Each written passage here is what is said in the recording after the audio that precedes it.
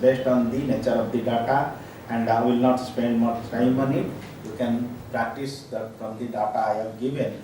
Actually, you yourself, because tomorrow I will not be here, but otherwise I would have asked, my last engagement, that at least one page note from my data with specific introduction, objective, research question, analysis, and conclusion drawn. One pager. Many of you have seen one pagers. Now many of the research agencies are publishing one pagers. And if you can write a one pager on whatever the data you are dealing with, then take it from me that you can write a very good quality paper, research paper on your own. Okay? Many people can write 20 pages, 25, 30 pages, but they cannot write a one pager. Because for one pager you have to be very, very basic, that what are my basic parameters, basic statistics, how I am understanding them. In one pager, how many words you can write? Maximum to maximum 10 पे करके भी times of new Roman में अगर 10 8 भी कर दो तो भी 500 words in one page. Then everything you are touching up all the sections. There your clarity about the quantitative, it is based on a quantitative data. This clarity is very helpful because first you are giving the impression that how your distribution is and what are the major findings based on the distribution, and the distribution consists of its central tendency and dispersion and how the whole distribution, the probability distribution looks like. These three complete. You don't have to go to very high-fi model. That is a confirmatory exercise. Basically, when we do modeling, what we do? We take different bivariate associations and we put together and we confirm that if we control for all the given variables in right hand side, what happens in the left hand side outcome. That's what we do. So you will see in one page, they will never talk about odds ratio, they will never talk about what is the ANOVA, nothing. That will be basically your frequency distribution. So that's one pager would have been a good, but even if we cannot do it, some of you please try it. That 6-7 variables I have given. Write your one pager. Maybe I will tell Sidhu towards the end of the course you can exchange that what understanding you have given.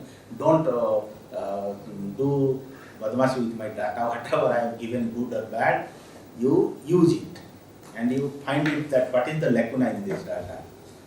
What could have happened in the collection of this data, which would have given otherwise some more important insight. Okay. So some of these things.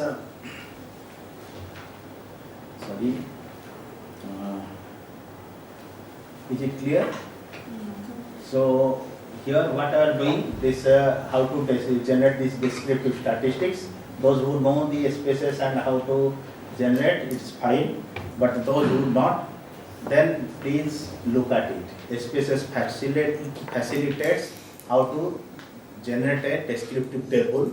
So you can go to analysis and you can go to descriptive statistics. You can choose all these things. You see measures of, and it is the dispersion.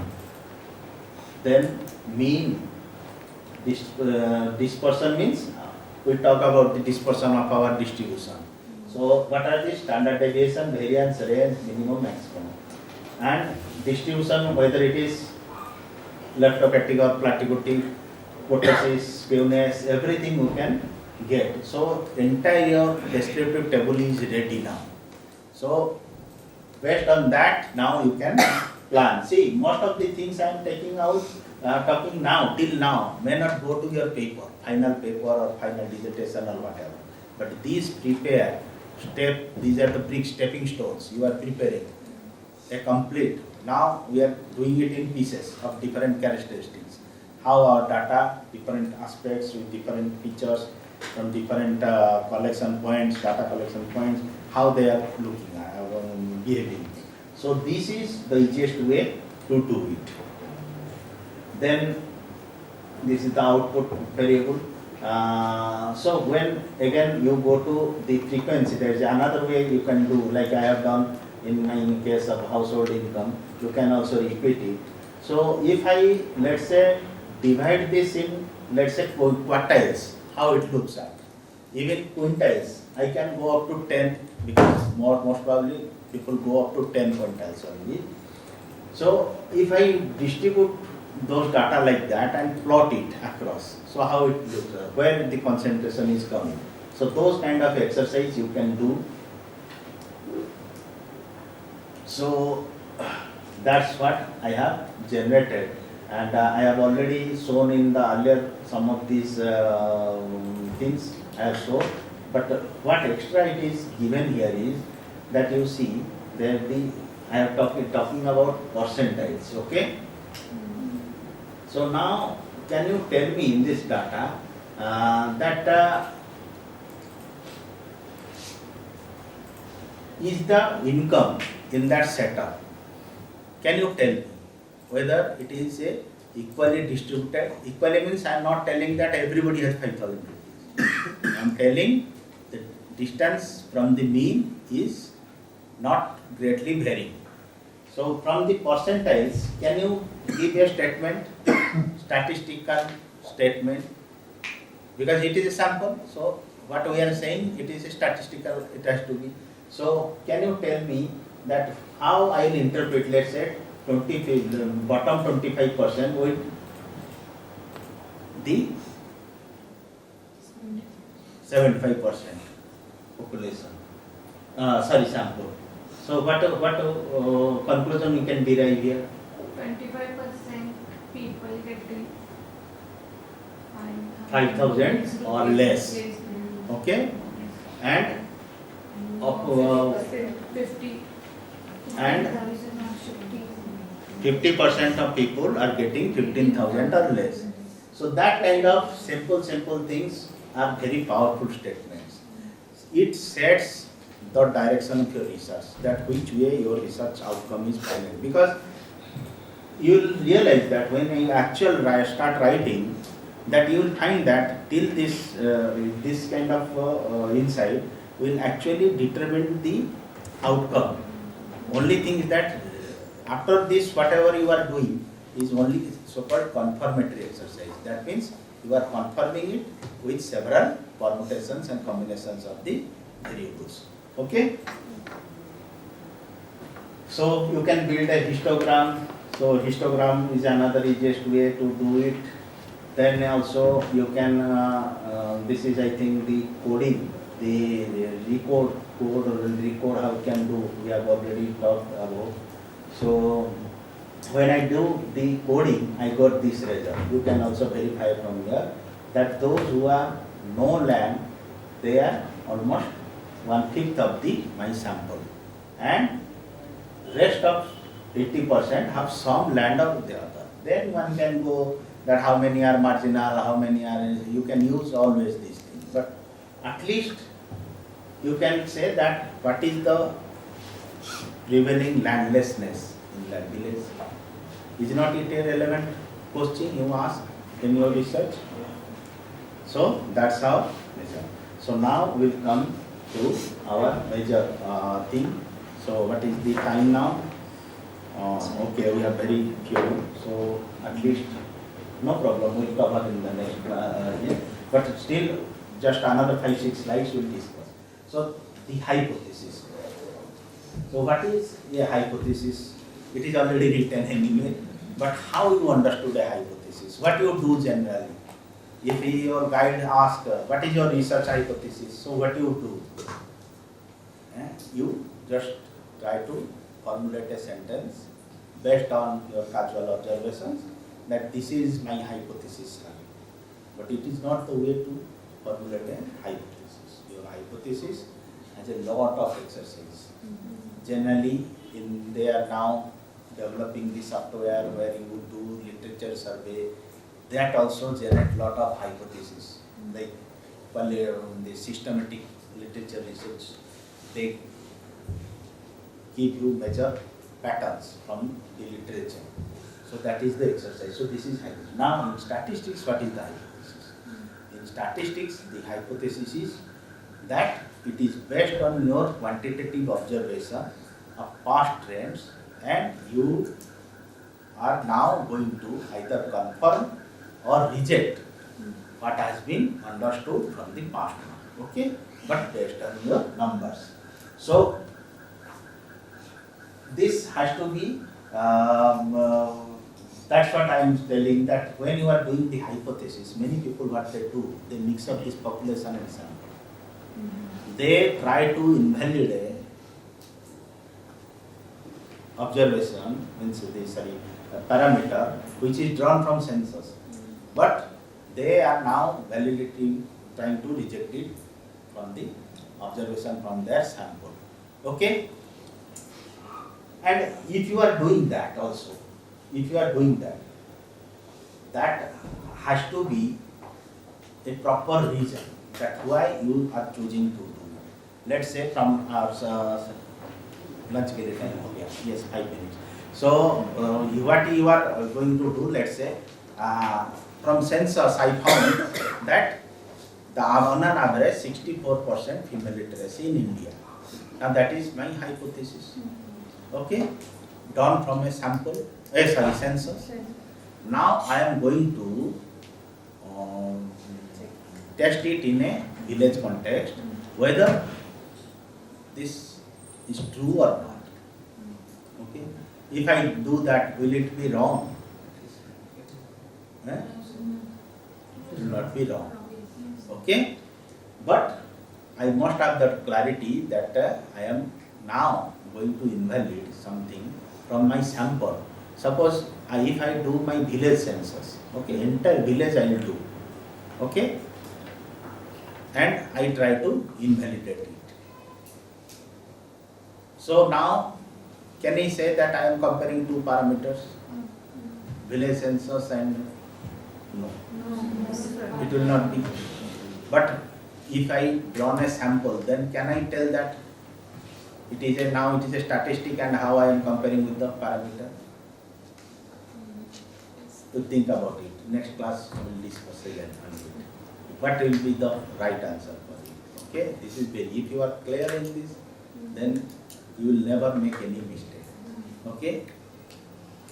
So the hypothesis is about the population must be based on scientific observation of the population or past documentation. There is some hint to your answer actually here in this. Okay. So next what you will. So there are a couple of hypotheses I have given. Now you see, if I say based on rainfall pattern and net area sown, India can expect bumper kharif crop in 2017-18 financial year. Or you take it the 2023-24 year. We know this year rainfall is erratic. It has not been consistent. So what we are doing? What is our population and what is our sample? Because this rainfall data is for the across the country and we are comparing it with over the years, what is the rainfall pattern and what is the crop output. Okay, so that is consistent, that is valid. Okay. Now lifestyle diseases are no longer associated with the socio-economic status alone. Let's say this is a hypothesis. There is no number here, no figure here. Is not it qualifying a hypothesis, research hypothesis? What I want to see, that the prevalence of lifestyle diseases across socioeconomic groups, and my assumption is that certain lifestyle diseases will be only among the well-off sections and some that will not be found. So is it valid or not? It's a valid hypothesis. Okay. So when you are doing the hypothesis testing, to cut the long story short, that what we can say, it is always about the past references.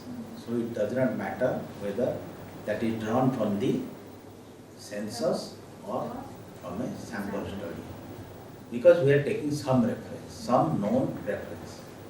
Okay, validated responses. Okay, so your one work is over now. So these are the properties. So let's see how much we can go. We'll talk after the lunch, okay? Maybe because we get less time no, in this session, maybe next session, because 4 o'clock Sidhu will come back. No? तो हम लोग कब मिलेंगे फिर session में? हैं? 2:50. Caste and the land holding, okay? And within the caste, we are taking different categories. So there are many subsamples are here. That's why we have used this Friedman ANOVA here. So here what the result we are getting that what is in the Friedman ANOVA they do, it takes the mean rank, okay? It ranks the independent variable or regressor vis-a-vis the dependent variable, okay? Then this mean rank is compared and this is nothing but a chi-square test. Ultimately it do a chi-square test and give us the degree of freedom and shows whether the test is significant or not. So what we are finding that we have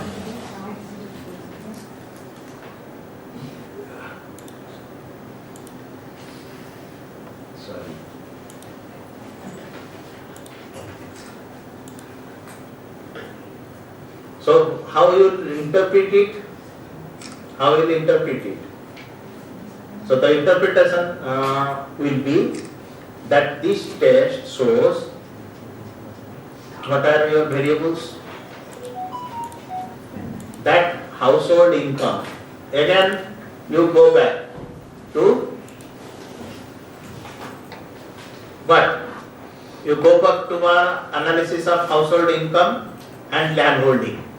Now we have introduced one more variable, regressor. It is not, you cannot say it is regressor, it's because it is, we are doing a non-parametric test here. So another layer of comparison, that is called caste. So what we are saying here is that household income across the caste groups controlled for the land, their land holding is statistically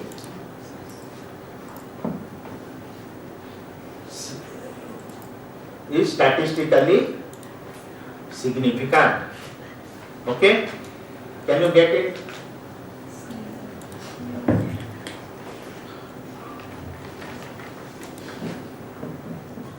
The results show that the based on the beneficiary status for MG and RHS, the landholding varies across social groups. Is there any landholding, Manrega data here? No, it is not. Manrega data is not there, no? Okay, so this is the last slide. So here it is some correction will do. Because I think it was done in some other test based on benefit.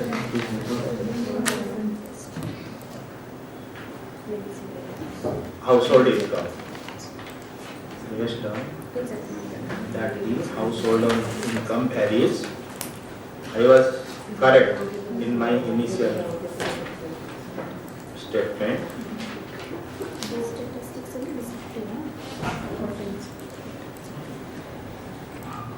Given the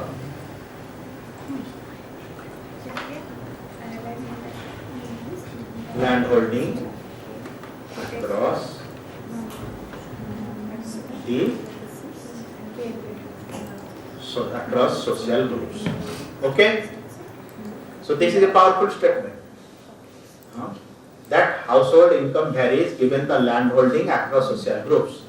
That means the marginal social groups who might be commanding less land are likely also to have less household income. So did you see, you appreciate that? Not much fanfare, not much kind of modeling and other things, you are still able to show from a non-parametric data, your data is not consistent, still you are able to show statistically, you are able to prove the relationship between the two or more variables. Okay? So non-parametric test, many people don't put emphasis on it, but that is very, very helpful, especially for quick and short papers. Okay? So with that I will close and I will share this, whatever the correction, and I will take care of some errors are there. Thank you very much. Thank you, sir. So have a quick tea, your next teacher is ready, Professor. On behalf of India and my own behalf and on behalf of organizing committee, I thank Dr. Rudra Narayan Mishra for coming over here and giving a wonderful talk on statistics and economics for economics and social science research. Thank you very much once again. Thank you, Dr. Sidhu. That will be good.